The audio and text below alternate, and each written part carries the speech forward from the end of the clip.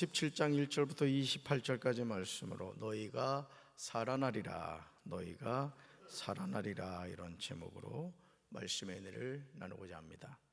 삶의 소망이 사라질 때 우리는 절망하게 되죠. 그러나 우리 소망은 살아계신 하나님입니다. 시편 27편 10절에서 다윗은 충격적인 고백을 합니다. 말씀 같이 읽습니다. 나의 아버지와 나의 어머니는 나를 버려도 주님은 나를 돌보아 주십니다. 아멘. 삶의 여정에서 우리는 이런 경험을 할 때가 있습니다. 나의 아버지와 나의 어머니가 나를 버린 것 같이 느껴질 때가 있습니다. 그럴 때 우리는 충격을 받게 되죠. 그러나 그런 상황에서도 살아계신 하나님은 나를 돌보아 주신다고 다윗은 고백하고 있습니다. 삶의 희망이 사라질 때 그때 우리는 살아계신 하나님을 바라보아야 합니다. 나의 도움은 천지를 지신 여호와 하나님에게서 나온다는 사실을 믿어야 합니다. 이것이 하나님의 자녀가 가져야 하는 삶의 중요한 태도입니다. 우리는 영적인 오뚜기가 되어야 합니다. 에스겔 37장은 마른 뼈들의 소생에 관한 내용입니다. 당시 바벨론 포로로 잡혀가 있던 이스라엘 백성들에게 고국 유다의 예루살렘의 멸망 소식이 들려왔습니다. 결국 그들이 처한 상황과 더불어 신앙적 절망으로 이어졌습니다. 어찌 그렇지 않겠습니까? 이런 절망적인 상황에서 하나님은 선지자 에스겔에게 권능으로 임하십니다. 절망적인 상황에서 하나님을 바라봐야 합니다. 우리 1절 말씀 같이 읽습니다. 1절 여호와께서 권능으로 내게 임재하시고 그의 영으로 나를 데리고 가서 골짜기 가운데에 두셨는데 거기 뼈가 가득하더라. 아멘. 사랑하는 성도 여러분, 이 시간 여호와께서 권능으로 우리에게 임재하시기를 주님의 이름으로 축원합니다. 그의 영으로 우리를 데리고 가시기를 기도합니다. 우리를 골짜기 가운데 두시기를 기도합니다. 우리 삶은 여호와의 권능과 여호와의 영으로 인도함을 받아야 될 줄로 믿습니다. 삶의 소망이 사라질 때 우리에게 필요한 것은 여호와의 권능입니다. 우리 삶은 내 인간 능력으로 살면 망합니다. 하나님의 자녀는 하나님이 주신 일용할 양식으로 먹고 살아갑니다. 하나님의 자녀는 여호와의 권능과 여호와의 영을 의지하여 살아갑니다. 지금 에스겔이 가 있는 것이 어떤 상황입니까? 거기 뼈가 가득하더라, 이렇게 나오죠. 여러분, 이 뼈는 바벨론 포로된 땅에서 절망에 빠져 있는 이스라엘 백성들에 대한 상징입니다. 에스겔 37장 11절에서 하나님은 이 사실에 관하여 친히 말씀하시죠. 우리 11절 같이 읽습니다. 또 내게 이르시되 인자야, 이 뼈들은 이스라엘 온 족속이라. 그들이 이르기를 우리의 뼈들이 말랐고 우리의 소망이 없어졌으니 우리는 다 멸절되었다 하느니라. 아멘. 바벨론 포로로 잡혀가 있는 이스라엘 백성들이 고국 예루살렘에 관한 이야기를 듣고 낭패와 실망 가운데 있습니다. 그런데 선지자 에스겔이 이스라엘 회복에 관한 말씀을 전했을 때 바벨론 포로로 잡혀가 있는 이스라엘 백성들에게는 회의적으로 받아들여졌습니다. 그러나 하나님은 이 약속을 전하시기 위해서 에스겔을 하나님의 영으로 데리고 가십니다. 하나님의 초자연적 역사로 에스겔이 성령을 통해 하나님의 임재 속에서 환상을 보게 됩니다. 그 장소가 골짜기 가운데였습니다. 골짜기 가운데. 여서 골짜기는 에스겔 3장 22절에 나오는 들과 동일한 말로 에스겔이 예루살렘과 그 백성들의 심판을 처음으로 계시받은 장소를 가리킵니다. 하나님은 심판이 선포된 바로 그곳에서 이스라엘의 회복에 관한 환상을 통해 다시 계시하고 계신 거예요. 사랑하는 성도 여러분, 오늘 저와 여러분의 삶이 에스겔이 보았던 골짜기의 마른 뼈 같지 않습니까?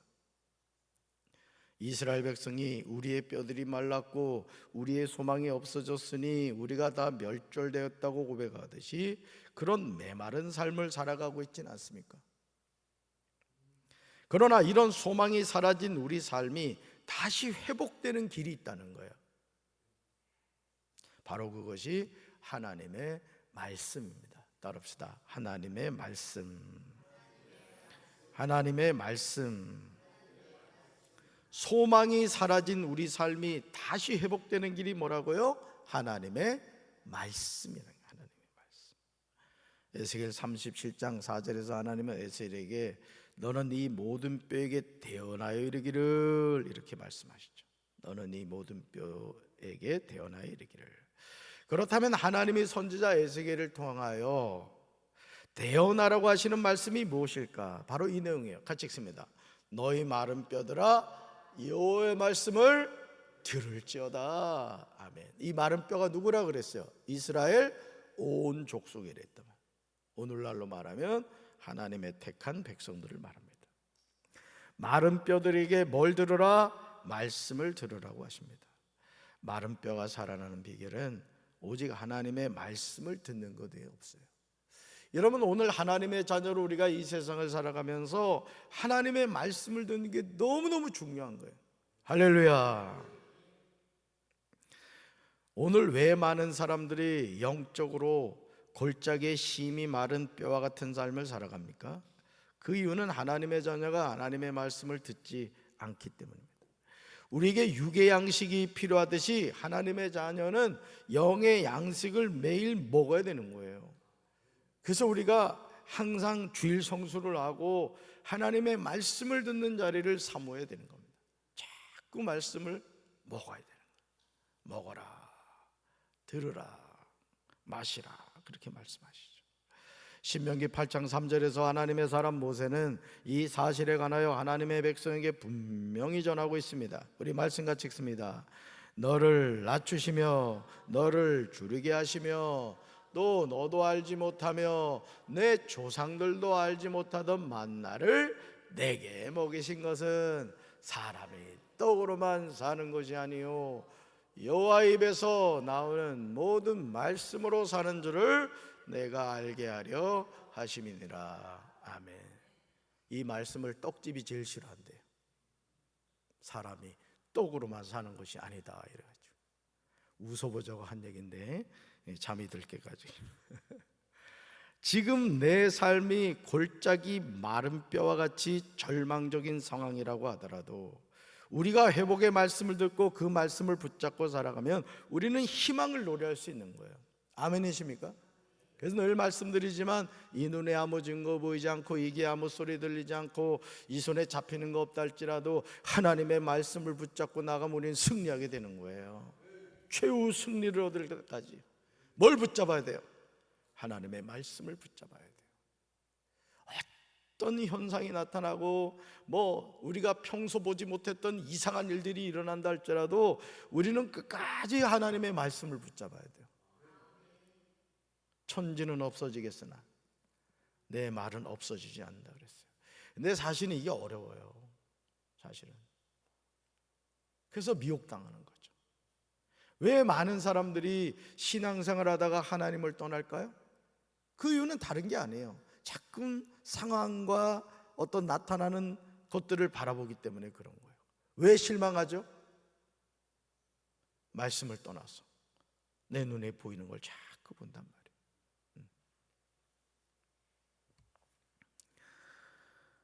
여러분, 하나님의 자녀는 하나님의 말씀으로 살아가는 줄로 믿습니다. 그러나 이것으로 끝이 아니에요. 에스겔 37장 5절에서 하나님은 놀라운 말씀을 하세요. 말씀 같이 읽습니다. 주 여호와께서 이 뼈들에게 이같이 말씀하시기를 내가 생기를 너에게 들어가게 하리니 너희가 살아나리라. 아멘. 창세기 2장 7절에서 하나님은 흙으로 사람을 만드신 후에 생기를 그 코에 불어넣으셨어요. 생기를 불어넣으셨다. 그러므로 사람이 뭐가 되었다고 했어요? 생명이 되었다 했어요. 생명이 되었다. 오늘 우리에게 이 생기가 필요한 줄로 믿습니다. 하나님의 자녀는 하나님이 부어주시는 생명, 즉 성령이 임하셔야 되는 거예요. 성령이. 그래서 여러분, 성령 충만은 선택이 아닌 거예요. 우리 담비가 이 새벽 일에 반주를 했습니다마는 아무리 담비가 반주를 잘해도요, 이 키보드에 전기가 들어가지 않으면 소리가 나지 않는 거예요. 오늘 우리가 이 육신을 입고 살아가기 때문에 우리는 이 육신이 건강하면 된다 이런 생각을 하죠. 물론 육신이 건강해야 돼요. 여러분 건강하시기 바랍니다. 그러나 육의 건강 못지않게 더 중요한 게 있어요. 영이 건강해야 된단 말이에요. 영이. 그래서 하나님의 자녀는 어떤 삶이 돼요? 영이 혼을 다스리고 혼이 육을 다스리는 질서가 있어야 돼요. 근데 세상 사람들은 뭐가 죽었어요? 영이 죽어 있단 말이에요. 그래도 좀 괜찮다고 하는 사람이 정신적인 세계, 이 혼이 육을 다스리는 사람들, 세상 사람들은 멋지다 이렇게 얘기를 해요. 근데 대부분의 사람들은 어떻게 살아요? 육이 혼, 정신의 세계를 다스려 짐승처럼 사는 거예요. 그래서 판검사라고 할지라도 여러분 보이지 않는 룸살롱이나 이런 데 가가지고 온갖 죄를 짓고 추한 그런 삶을 살아가는 거예요. 이유는 한 가지, 영이 죽어 있기 때문에.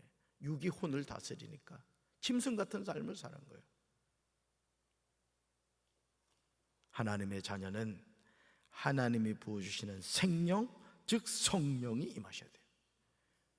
그래서 성령이 오셨네, 성령이 오셨네, 우리에게 이 찬양을 부르는. 아멘. 늘 성령 충만해야 돼요. 그래서 제가 여러분 이 스마트폰 저녁에 주무실 때 꼭 충전하죠? 충전 안 하고도 써요? 충전을 한단 말이에요. 그럼 제가 무슨 말씀 드렸어요?